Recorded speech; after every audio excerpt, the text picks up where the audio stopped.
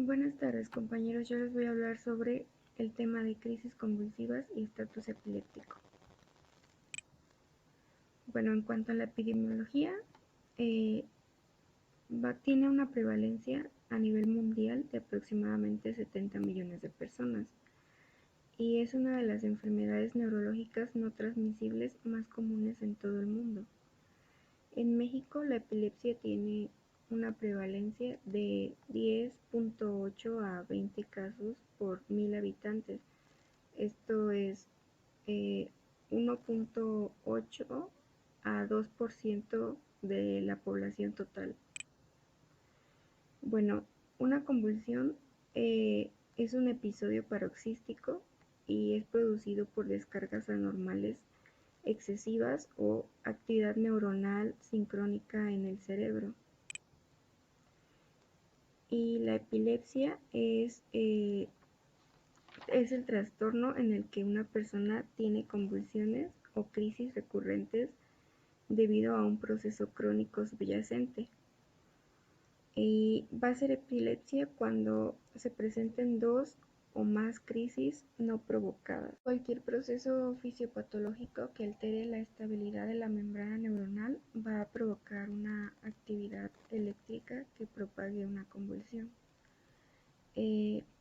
Las convulsiones se van a ocasionar porque van a ser consecuencia de un desequilibrio entre la excitación y la inhibición dentro del sistema nervioso central. Entonces, puede haber diferentes causas para que se origine una convulsión, ya que existen diferencias entre las personas respecto a la susceptibilidad o el umbral para las crisis, por ejemplo, la fiebre o factores genéticos. Algunos procesos tienen muchas probabilidades de resultar en un trastorno convulsivo crónico, como los traumatismos, las infecciones y las anomalías del desarrollo. Y también las crisis y también las convulsiones se pueden desarrollar como crisis episódicas, y aquí podemos tener factores desencadenantes como procesos fisiológicos intrínsecos, ya sea cambio de estrés, cambios hormonales, privación del sueño, o factores exógenos como sustancias o fármacos. Y bueno, en la etiología de acuerdo a la edad, tenemos que las causas más comunes en los neonatos son la hipoxia y la isquemia perinatal, hemorragia y traumas, trastornos metabólicos y abstinencia de drogas. Los lactantes y los niños, las crisis febriles, los trastornos genéticos, las infecciones y trastornos del desarrollo. En los adolescentes tenemos los traumatismos, trastornos genéticos, infecciones y el consumo de sustancias. En los adultos de 18 a 35 años tenemos que son las causas más comunes los traumatismos, la abstinencia de alcohol, el consumo de sustancias y tumores cerebrales. Y en adultos mayores de 35 años las causas más comunes son tumores cerebrales, trastornos metabólicos. También se ha demostrado la apoplejía, la enfermedad de Alzheimer y otras enfermedades degenerativas del sistema nervioso central. Se han demostrado 4 mecanismos básicos para la propagación de una convulsión. Va a haber una elevación del potasio extracelular que va a atenuar la hiperpolarización y la despolarización de las neuronas. También va a haber una acumulación de calcio en las terminales presinápticas que lleva a la liberación de neurotransmisores. Y va a haber una activación inducida por despolarización del subtipo N-metil de aspartato de los receptores de aminoácidos excitadores, lo que va a provocar una mayor entrada de calcio y una activación neuronal. Y va a haber una una interacción efáptica que va a provocar cambios en la osmolaridad de los tejidos y el edema celular. Todo esto va a generar una excitabilidad neuronal. Bueno, en la clasificación de las convulsiones se clasifican en focales y generalizadas. Las focales se originan en las redes limitadas de un hemisferio cerebral y las focalizadas se originan en el interior y se conectan rápidamente con las redes distribuidas en ambos hemisferios cerebrales. Tenemos que las convulsiones focales a su vez se van a clasificar sin características no cognitivas. Van a producir síntomas motores sensitivos, autónomos o psicológicos, pero sin dañar la función cognitiva. Las crisis focales motoras van a tener como características la marcha jacksoniana.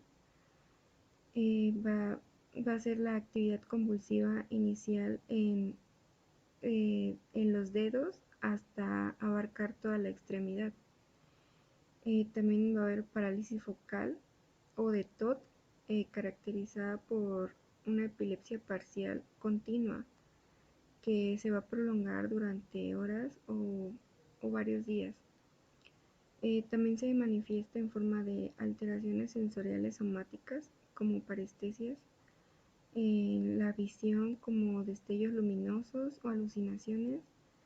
En el desequilibrio va a haber sensación de vértigo o de caída y va a haber enrojecimiento facial, sudoración y piloerección. Las causas que producen las que se producen en la corteza temporal o frontal causan alteraciones en la audición, el olfato o funciones corticales superiores y pueden o no tener aura. Otra clasificación de las convulsiones focales es con características no cognitivas. Estas pueden acompañarse de una alteración pasajera de la capacidad del paciente para mantener un contacto normal con el medio. Va a haber una fase ictal que con interrupción brusca de la actividad del paciente se va a quedar inmóvil y con la mirada perdida. Se va a acompañar con automatismos, movimientos de masticación, chupeteo con los labios, deglución o de tomar cosas. Y después de la convulsión, el paciente va a presentar un estado de confusión. En las convulsiones generalizadas tenemos que se clasifican de ausencia típicas, que van a ser breves y repentinos lapsos de pérdidas de conciencia sin pérdida del control postural. Va a durar segundos, va a tener una recuperación rápida, no va a haber confusión. Estas suelen acompañarse de signos motores bilaterales sutiles, como movimientos rápidos de los párpados, movimientos de masticación o clónicos de pequeña amplitud de las manos. Empiezan durante la niñez, aproximadamente de los 4 a los 8 años, y son de origen genético. Las convulsiones generalizadas de ausencia atípicas se van a manifestar por pérdida de conciencia, suelen ser de mayor duración y tienen un comienzo y un final menos brusco. Las crisis se acompañan de signos motores más palpables que comprenden signos focales o lateralizadores. Estas crisis se suelen acompañar de anomalías estructurales difusas o multifocales del cerebro y por lo tanto se acompañan de otros signos de disfunción neurológica como el retraso mental. Y convulsiones generalizadas de tipo tónico-clónicas van a presentar el 10% de todas las epilepsias. Son las más comunes en los trastornos metabólicos. Tienen una un inicio brusco sin previo aviso y vamos a tener dos fases. La fase tónica, que va a ser una contracción de todos los músculos del cuerpo, músculos de la respiración y la laringe. Se va a alterar la respiración, va a haber secreciones, cianosis, va a incrementar el tono simpático, la frecuencia cardíaca, la presión arterial va a aumentar y el tamaño pupilar también. Y en la fase crónica es producida por al superponerse sobre la contracción muscular tónica periodos de relajación muscular. Y la fase posictal va a presentarse como una ausencia de respuesta, la flacidez muscular y la salivación excesiva, causativa de una respiración con estridor y una obstrucción parcial de la vía aérea. Y las convulsiones generalizadas de tipo atónicas eh, va a haber una pérdida repentina durante 1 o 2 segundos del tono muscular postural. Va a haber, la conciencia se altera brevemente, pero no suele haber confusión posictal. Algunas convulsiones breves provocan solo una rápida caída de la cabeza como un asentamiento, mientras que las convulsiones más prolongadas harían que el paciente se caiga. Y las convulsiones generalizadas de tipo mioclónicas. Una mioclonía es una contracción muscular breve y repentina de una parte del cuerpo o del cuerpo entero. Una forma fisiológica frecuente y característica de la mioclonía es el movimiento brusco de sacudida que aparece cuando alguien se queda dormido. Y las mioclonías patológicas aparecen asociadas a trastornos metabólicos, enfermedades degenerativas del sistema nervioso central o a lesiones cerebrales anóxicas. Los síndromes epilépticos son trastornos en los que la epilepsia es una manifestación predominante y en los que hay pruebas suficientes, por ejemplo, a través de observaciones clínicas, electroencefalográficas o genéticas para sugerir un mecanismo subyacente común. Puse los más comunes. Uno de los más comunes es la epilepsia mioclónica juvenil, que es de causa desconocida, aparece al inicio de la adolescencia, se caracteriza por sacudidas mioclónicas bilaterales que pueden ser únicas o repetitivas. Frecuentemente aparece en las mañanas, después de despertar y en ocasiones desencadenada por la privación del sueño. La conciencia no se altera a menos que sean muy intensas. Suelen existir antecedentes familiares de epilepsia y los estudios de ligamento genético sugieren una causa poligenética. El síndrome de Lennox-Gastaut afecta a niños, se asocia a enfermedad o disfunción del sistema nervioso central de diversas causas, entre ellas mutaciones del nodo, anomalías del desarrollo, hipoxia, isquemia perinatal, traumatismos, infección y otras lesiones adquiridas. Se trata de una respuesta inespecífica del cerebro a una lesión neural difusa. Por lo general es de mal pronóstico, no responde a los medicamentos y se caracteriza por una tríada. Va a haber múltiples tipos de crisis, generalmente son crisis de tipo tónico-clónicas. Puede haber crisis atónicas y de ausencias atípicas. Vamos a tener descargas de espiga de onda lenta y otras anomalías diversas, y va a haber alteración de la función cognitiva en gran parte de los casos, aunque no en todos. Otro síndrome epiléptico es del lóbulo temporal mesial. Es más frecuente, que se acompaña de crisis focales con características no cognitivas y es ejemplo de un síndrome epiléptico con signos característicos de tipo clínico, electroencefalográfico y patológico. Las la resonancia magnética de alta resolución va a permitir identificar la típica esclerosis del hipocampo, y este síndrome está dado por una lesión en el hipocampo y el tratamiento es la cirugía. Principalmente vamos a tener dos estudios para diagnosticar las crisis convulsivas: el electroencefalograma y las pruebas de imagen. El electroencefalograma va a ser el resultado de la suma de las oscilaciones de los potenciales eléctricos locales a través de las membranas neuronales. Entonces, pues lo que va a medir son los potenciales eléctricos de las neuronas.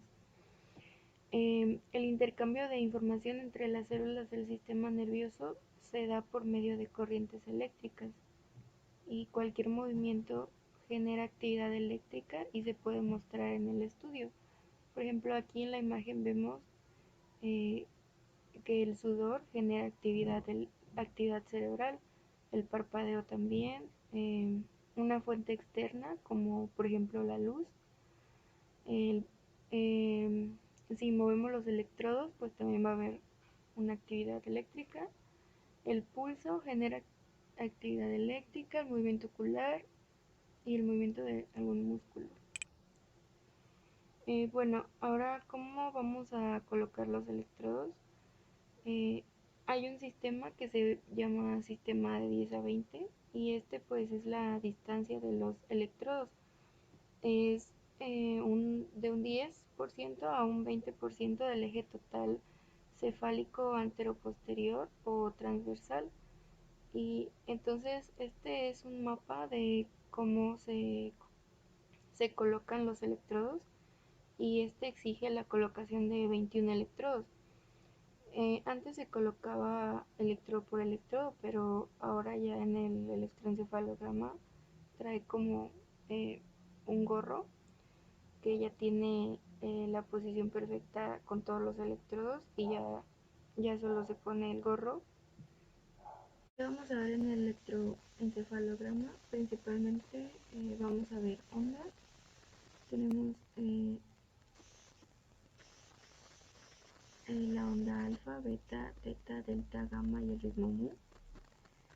Eh, Estos se van a medir en hertz, y por ejemplo el ritmo alfa va de 8 a 13 hertz, y característicamente se va a presentar en vigilia y se bloquea por la apertura ocular y el esfuerzo mental, y se presenta más en la parte occipital y frontal.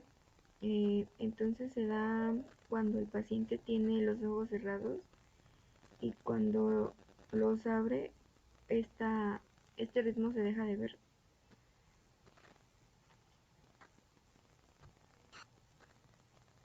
Eh, Tenemos el ritmo beta, que va de mayor a 13 Hz, y este se presenta en vigilia y en alerta, y por lo general nos muestra de la región frontal central, y este aparece con actividad mental. Entonces se va a bloquear con movimientos involuntarios del hemicuerpo contralateral.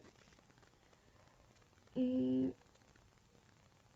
Después tenemos al ritmo teta, y dura de 4 a 7.5 Hz.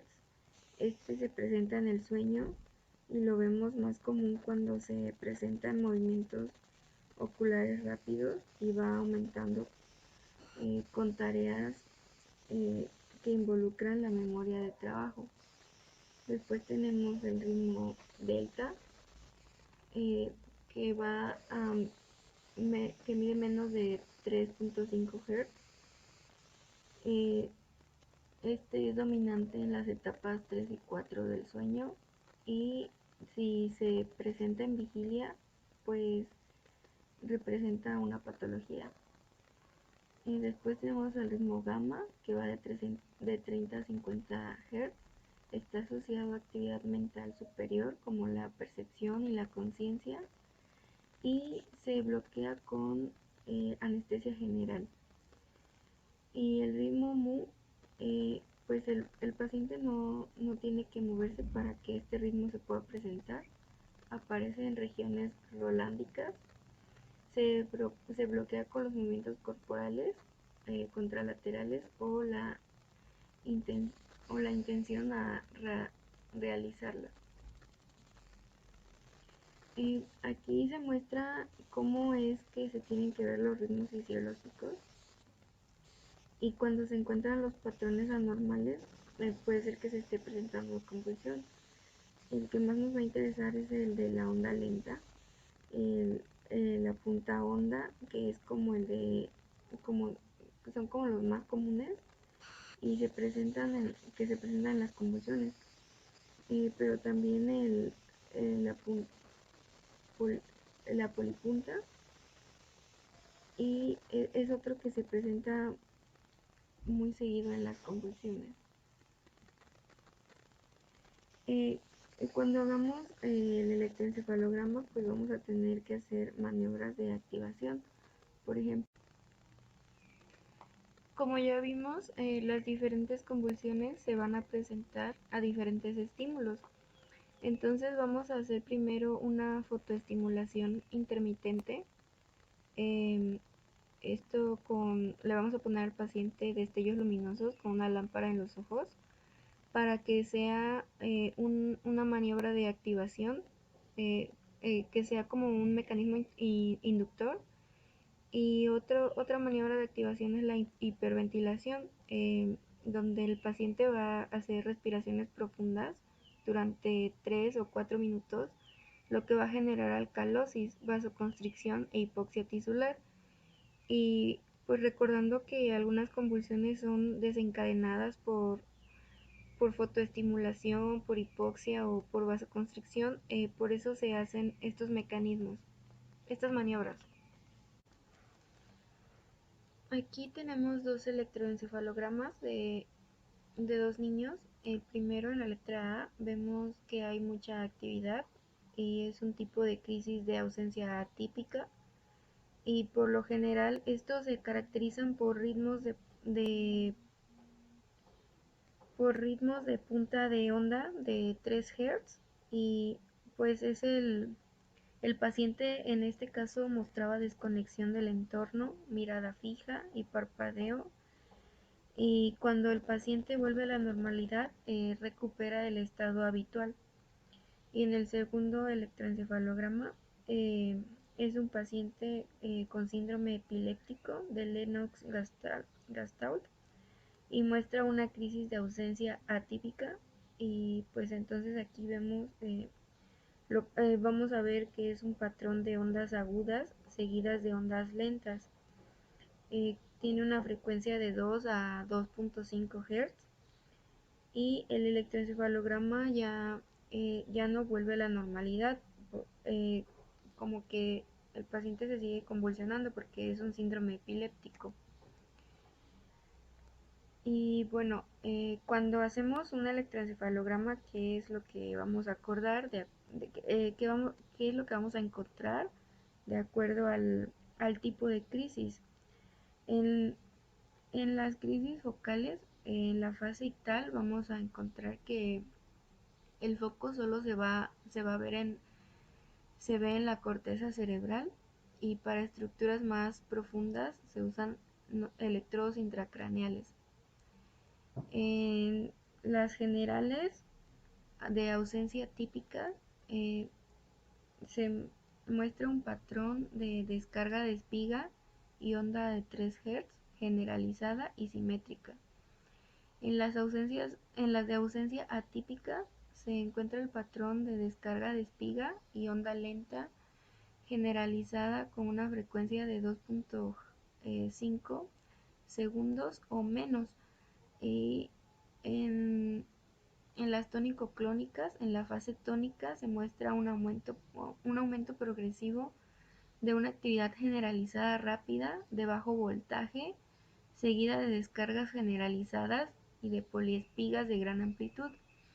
En la fase clónica se encuentran ondas lentas que se originan con la configuración de espiga y onda.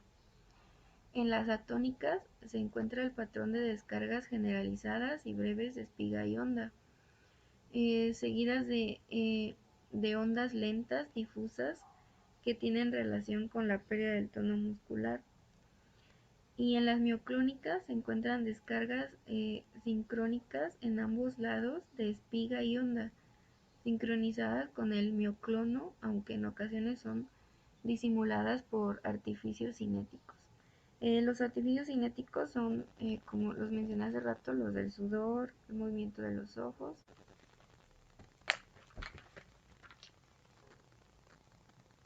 En las pruebas de imagen, el estudio de elección es la resonancia magnética, eh, porque pues es el que nos muestra cuando hay lesiones en el cerebro. Casi no se utiliza la TAC. Mm, en los estudios de laboratorio, pues pedimos una biometría hemática, eh, una química sanguínea, electrolitos séricos, eh, para descartar causas corregibles, como por ejemplo infecciones o desequilibrio electrolítico. En el diagnóstico diferencial tenemos que, pues, a los adultos mayores tenemos ataque isquémico transitorio, amnesia, síncope. En los adultos jóvenes, síncope, trastornos psicológicos, alteraciones del sueño, migraña y episodios neurológicos variados como eclampsia o intoxicación por drogas y alcohol. En el tratamiento, pues el tratamiento se da de acuerdo al tipo de crisis. Entonces, pues en las crisis tónico-clónicas tenemos 4 medicamentos de elección. Primero, como primera línea, es la lamotrigina de 150 a 500 miligramos al día, y también el ácido valproico. Como segunda línea tenemos a difenihidantoinato de 300 a 400 miligramos al día cada 24 horas, o se puede dividir la dosis cada 8 horas. Y como última elección tenemos la carbamazepina. En las crisis en las focales tenemos la lamotrigina también de 150 a 500 miligramos cada 24 horas. Carbamazepina de 600 hasta 1800 miligramos al día. Se puede dividir la dosis cada 12 horas. Eh, También como segunda línea está la carbazepina o difenilhidantoinato. En las crisis de ausencia, el ácido valproico de 750 a 2000 miligramos al día. Se divide la dosis para cada 12 horas o cada 6 horas. Eh, También etosuximida de 750 a 1250 miligramos al día cada 24 horas, o la motrigina de 150 a 500 miligramos cada 24 horas, o clonazepam de 1 a 12 miligramos cada 24 horas. En las crisis atípicas de ausencia mioclónicas y atónicas, se da ácido valproico de 750 hasta 2000 miligramos. Se divide también la dosis cada 12 o 6 horas. La motrigina de 150 a 500 miligramos cada 24 horas. Como segunda línea está topiramato de 200 a 400 miligramos al día, y se divide la dosis para cada 12 horas. Y clonazepam también de 1 a 12 miligramos al día cada 24 horas. El estatus epiléptico es la presencia de crisis continuas o de convulsiones aisladas de repetición con alteración de la conciencia en el periodo interictal. Es una urgencia médica que se debe de tratar de forma inmediata. Es un estatus epiléptico cuando las convulsiones duran más de 5 minutos. Y el tratamiento del estatus epiléptico es atender cualquier complicación, como la disfunción respiratoria, la hipertermia, alteraciones metabólicas, porque esto puede conducir a una lesión neuronal irreversible. El primer paso del tratamiento de un paciente, pues como ya lo dije, es atender las complicaciones, realizar una exploración rápida médica y neurológica y colocar vía intravenosa, enviar muestras al laboratorio para identificar cualquier anomalía metabólica. Mm, el tratamiento va por tiempos.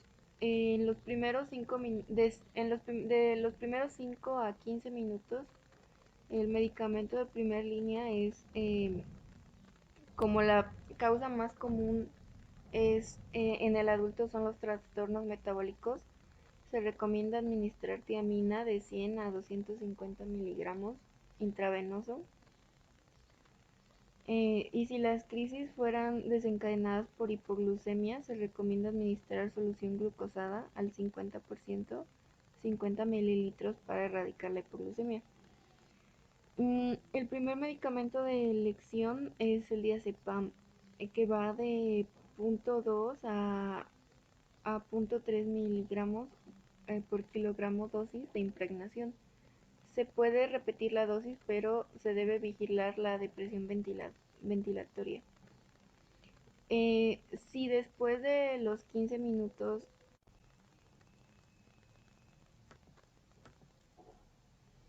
el paciente sigue convulsionando, podemos administrar fenitoína. En los siguientes de 15 a 30 minutos podemos administrar fenitoína sódica en dosis de 15 a 20 miligramos por kilogramo de impregnación, y después pasamos a 50 miligramos por minuto. Luego de 30 minutos se recomienda dejar una dosis de mantenimiento que va de 30 miligramos por kilogramo, y si sigue convulsionando y no hay respuesta, se vuelve a administrar, pero ya ahora se calcula a 10 miligramos por kilogramo. Si el paciente sigue convulsionando, después de esto podemos administrar valproato en dosis de 20 miligramos por kilogramo y dejar una dosis de impregnación de 1 gramo intravenoso, y se deja en infusión para 60 minutos, calculado a 60 minutos por kilogramo por 5 miligramos kilogramo hora. Eh, si después de todo esto el paciente aún sigue convulsionando después de los 30 minutos, entonces el paciente ya debe estar intubado para que podamos administrar los siguientes medicamentos, que son del 6 al 10, porque estos medicamentos causan depresión ventilatoria porque hay inhibición del sistema nervioso central. Entonces tenemos al tiopental se administra de 3 a 4 miligramos kilogramo en bolo, y se deja para una infusión de 2 a 8 miligramos kilogramo hora. El fenobarbital de 10 a 15 miligramos kilogramo en bolo, y se deja en una infusión de 1 a 3 miligramos kilogramo hora. El pentobarbital de 10 a 15 miligramos kilogramo en bolo, y también se deja en una infusión de 1 a 3 miligramos kilogramo hora.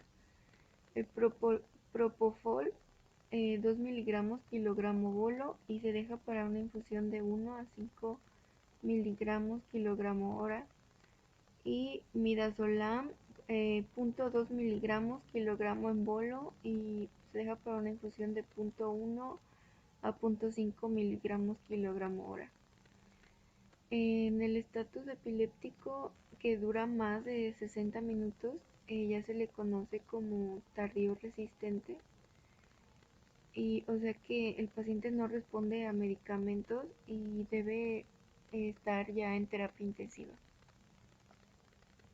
Y eso sería todo. Gracias.